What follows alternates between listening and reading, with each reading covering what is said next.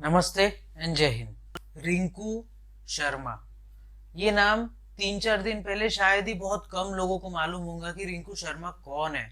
But आज के दिन रिंकू शर्मा को सारा हिंदुस्तान, मतलब हिंदुस्तान में जितने भी लोग हैं, सब लोग रिंकू शर्मा को जानते हैं।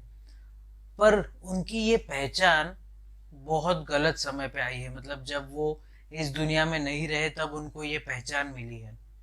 पर कैसे हुई रिंकू शर्मा की हत्या, किन लोगों ने उनको लिंच किया और किस वजह से उनको लिंच किया गया, इसी के बारे में बात करेंगे। रिंकू शर्मा को छोटी सी श्रद्धांजलि देंगे और हमारे जो सो कॉल्ड सेक्युलर लोग हैं उनकी थोड़ी पोल पट्टी खोलेंगे। आप बने रहिए, देखते रहिए exposing star with Shantanu.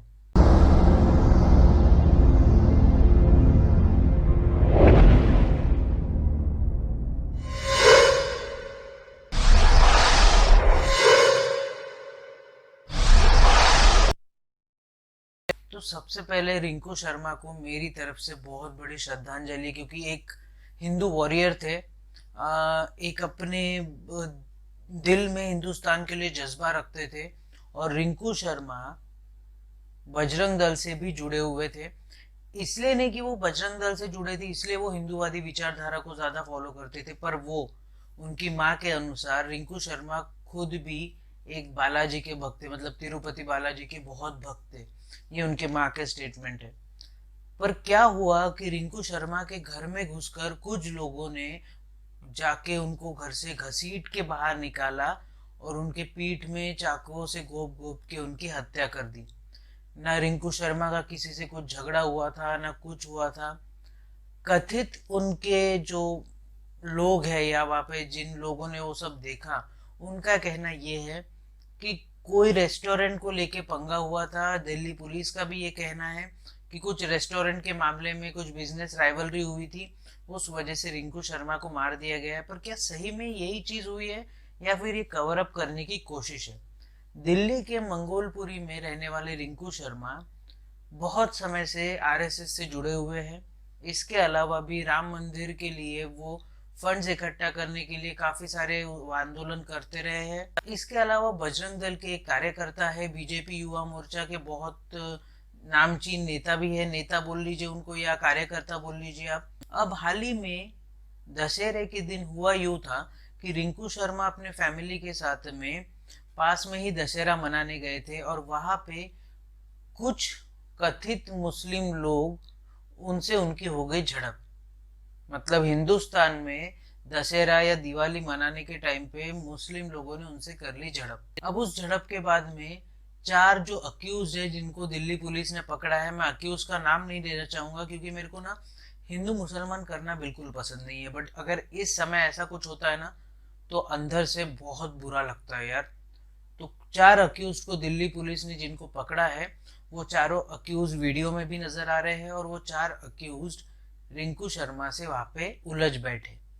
Rinku Sharma को खरी खोटी सुनाई। रिंकू शर्मा को ये बोला गया कि हम लोग तुमको देख लेंगे, क्या कर लेंगे, तुमको हम लोग हटा देंगे, उठा लेंगे, ये सब चीजें उन्होंने बोली।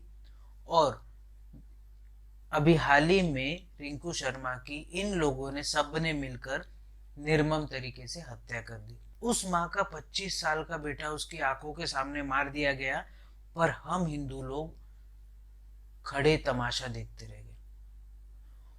उस पिता ने सिर्फ एक लफ्ज कहा है इंटरव्यू में अपने, जिस पिता ने अपना बेटा खोया, उस पिता ने कहा है कि मेरे बेटे का कसूर सिर्फ इतना था कि वो एक हिंदू परिवार में जन्मा हुआ लड़का था। मतलब हिंदुस्तान में अगर हिंदू सेफ नहीं है तो हिंदुस्तान में सेफ कौन है? और सो कॉल्ड ये सूडो सेक्युलर लोग जितने भी है, जितने भी ये सेक्युलर लोग हैं, ये प्ले कार्ड लेके खड़े हो जाते हैं। बॉलीवुड जो गैंग है ये सारी प्ले कार्ड लेके खड़ी हो जाती है। देखिए, एक अखलाक खान का जो हुआ वो भी गलत हुआ, मैं उस टाइम पे भी बोला था कि ये गलत है। पर अगर अभी रिंकू शर्मा के साथ कुछ हुआ है तो ये बॉलीवुड प्ले कार्ड गैंग है कहाँ? किधर खड़ी है ये सारी गैंग? ना हैशटैग्स चलाए जा रहे हैं, ना उनकी तरफ से कुछ ट्वीट किया जा रहा है, ना कुछ बोला जा रहा है। ये कौन सा सेक्युलरिज्म है बॉस? अगर यही सेक्युलरिज्म है ना तो मैं सेक्युलर नहीं हूं।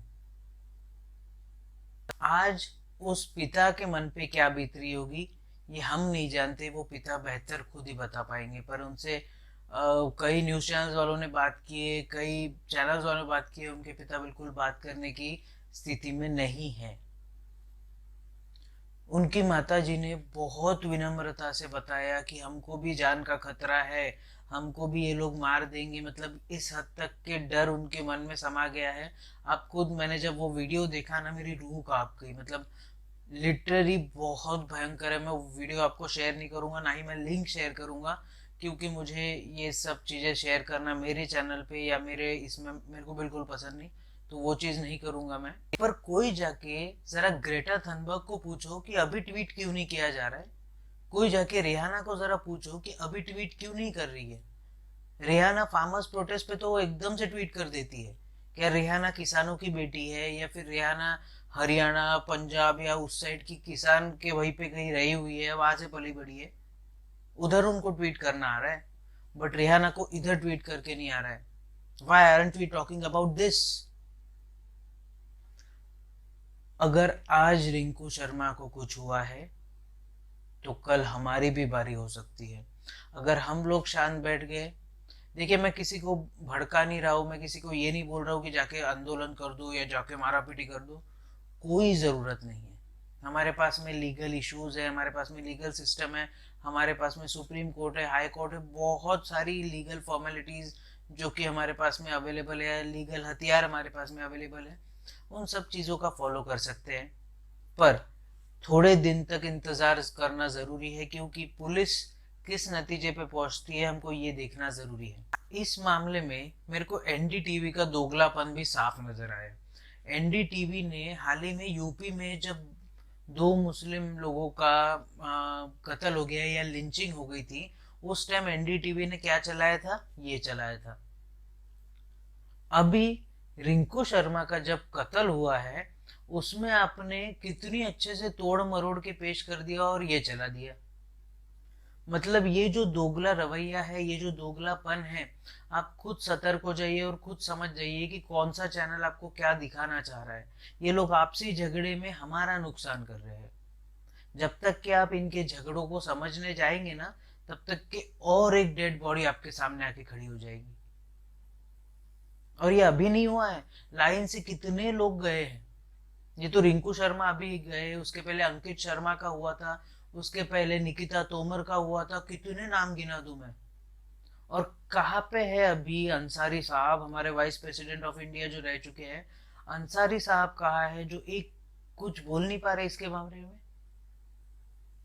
जब उनको पूछा गया था कि मुसलमान असुरक्षित है, तो ये अगर मुसलमान असुरक्षित है, तो जब वो सुरक्षित महसूस करेंगे तो वो क्या करेंगे। देखिए यार, उनको जिसने मारा वो हिंदू नहीं थे ना मुसलमान थे, पर उनको या रिंकू शर्मा को जिसने मारा, वो एक विकृत मानसिकता वाले लोग थे। उनको फांसी से कम कुछ नहीं मिलना चाहिए, क्योंकि उन्होंने एक घर का चिराग बुझा दिया।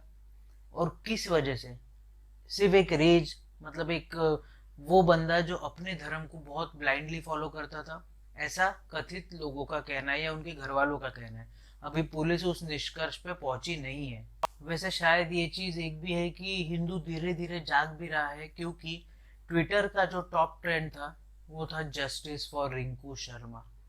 सिर्फ ट्रेंड करने से कुछ नहीं होने वाला, पर हमको बहुत सी चीजें, हम लोग क्या करते हैं ना, आप खुद सोचिए कि अभी हाल ही में दिल्ली में जब इतने दंगे हुए थे, हम अभी भूल गए कौन थे आईबी ऑफिसर अंकित शर्मा, कौन थे सब लोग, ये सब भूल चुके हैं हम लोग। ये ट्वीट वगैरह करने से कुछ नहीं होने वाला, क्योंकि रिंकू शर्मा अगर आज गए हैं तो कल कोई और होगा। अगर ऐसा ही चलता रहा तो कैसे कहेंगे हम लोग कि हमारा देश एक सेक्युलर नेशन है, जहाँ पे कुछ लोगों के लिए तो राहुल गांधी, प्रियंका गांधी, ये जो जितने भी लोग हैं, ये सारे ट्वीट कर देते हैं, उनके घर तक पहुंच जाते हैं, उनके घर पे मिलने चले जाते हैं।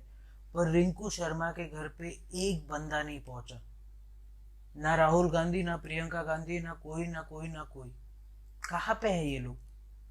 इनको नहीं जाना चाहिए था? क्यों, वो आपके देश का नागरिक नहीं है? आप प्रधानमंत्री बनने के सपने देख रहे हैं, पर अगर आपके देश का एक नागरिक मर रहा है तो आप उसको देखने भी नहीं जाएंगे, क्योंकि उसका मजहब कुछ और है। वाह, क्या सेक्युलरिज्म है बॉस, ये सेक्युलरिज्म मेरे से नहीं होगा।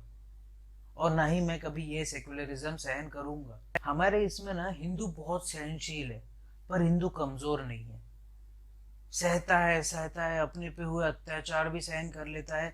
हमको बचपन से सिखाया गया था कि कोई अगर आपको एक गाल पे मारे तो दूसरा गाल आगे कर दो। इसको कई लोग समझ रहे हैं कि हिंदू कमजोर है, पर हिंदू कमजोर नहीं है। एक जमाना वो था जब स्वामी विवेकानंद ने कहा था गर्व से कहो कि हम हिंदू है। अगर आज कोई गर्व से कहता है कि हम हिंदू है तो उसको मार दिया जाता है। अगर अगर ये सही है जो रूमर्स आ रहे हैं वो तो। ये वीडियो बनाने का मकसद सिर्फ इतना था कि रिंकू शर्मा, जिसने अपनी जिंदगी जय श्री राम बोलकर आखिरी में खत्म की, उस लड़के के लिए ना कोई खड़ा हो रहा है, ना कोई बोल रहा है, ना कोई बड़ा लीडर सामने आ रहा है। उस लड़के के लिए सिर्फ मैं कुछ हमारे जो यूट्यूबर्स है, बड़े बड़े यूट्यूबर्स है, जैसे ध्रुव राठी है, मैं आपको चैलेंज मार के बोलता हूँ कि ध्रुव राठी इसके ऊपर में एक वीडियो नहीं बनाएंगे। उनके वीडियोस में ये सब चीजें नहीं आती, उनको सूट नहीं करता है। ध्रुव राठी इसके ऊपर में एक वीडियो नहीं बनाएंगे। मुझे कई यूट्यूबर्स से ना अभी धीरे धीरे, यूट्यूबर्स भी थोड़े बहुत जागने लगे हैं। मैं कई चैनल्स पे देखता हूँ ना, तो मेरे को समझ में आता है कि यूट्यूबर्स अभी धीरे धीरे जागने लगे हैं। बहुत से लोग हैं कि अच्छे से सब चीज़ें समझाते हैं, सब चीज़ें करते हैं, पर अभी भी संख्या कम है। इसलिए कोई अगर मेरा वीडियो देख रहा है तो मेरी बहुत नम्र विनंती है कि आप यूट्यूब पे आइए। यूट्यूब पे आके अपनी जो व्यथा है, जो अपने अंदर दर्द है, वो दर्द आप ज़रूर यूट्यूब पे साझा कीजिए। अपने प्रॉपर तरीके से कीजिए, कोई हार्म, किसी को हार्म करिए मत। अपने अंदर में जो दर्द है वो यूट्यूब पे आके साझा ज़रूर कीजिए। और आप क्या कर सकते हैं, अपने हाथों की सफाई का ज़रूर से ध्यान रखिए। बार बार अपने हाथों से अपने चेहरे को मत छूइए। इसके अलावा सोशल डिस्टेंसिंग का ध्यान ज़रूर रखिए, मतलब अपने में और अगले में कम से कम 10 से 12 फीट का अंतर रखिए। इसके अलावा भारत में बनी कोरोना वैक्सीन बहुत सेफ है, कई प्रक्रियाओं से गुजरने के बाद में आप तक पहुंच रही है। तो अपनी बारी आने के बाद कोरोना वैक्सीन ज़रूर लगाइए। इसके अलावा जब भी आप घर से बाहर निकले, अपने चेहरे को फेस मास्क से कवर करना ना भूलिए। इससे आप खुद की भी रक्षा कर पाएंगे और औरों की भी रक्षा कर पाएंगे। इसके अलावा अगर लाइफ में कभी लो फील हो, कोविड की वजह से आपकी जॉब चली गई हो, या आप पे इकोनॉमिक क्राइसिस आ गए हो, या कोई भी प्रॉब्लम हो, तो इसके बारे में अपने घर वालों से बात कीजिए, जानने पहचानने वालों से बात कीजिए। डिप्रेशन में मत जाइए, डिप्रेशन को मार के इंडिया से भगाइए। और अगर मेरे पास में और भी कोई टॉपिक आता है तो उसके ऊपर मैं एक वीडियो बना दूंगा। तब तक के लिए आप बने रहिए, देखते रहिए एक्सपोजिंग स्टार विद शांतनु। जय हिंद।